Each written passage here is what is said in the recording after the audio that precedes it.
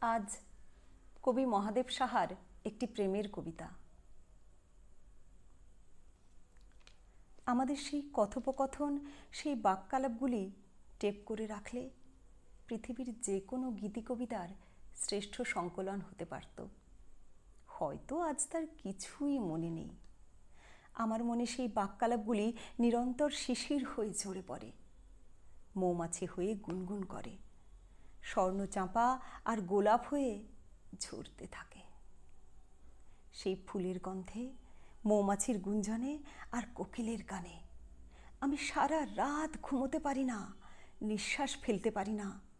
আমাদের সেই কথোপকথন, সেই বাক্যালাপগুলি আমার বুকের মধ্যে দক্ষিণ আমেরিকার সমস্ত সোনার খনির চেয়েও বড় স্বর্ণখনি হয়ে আছে।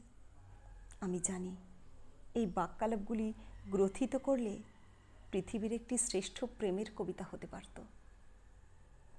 সেই সব বাক্যালাপগুলি এক একটি হীরকখণ্ড হয়ে আছে, জলপ্রপাতের সঙ্গীত মূর্ছনা হয়ে আছে, আকাশের বুকে অনন্ত জ্যোৎস্নারাত্রির স্নিগ্ধতা হয়ে আছে। এই বাক্যালাপের কোনো কোনো অংশ কোকিল হয়ে গেয়ে ওঠে, কোনো কোনো অংশ ঝর্ণা হয়ে নেচে বেড়ায়।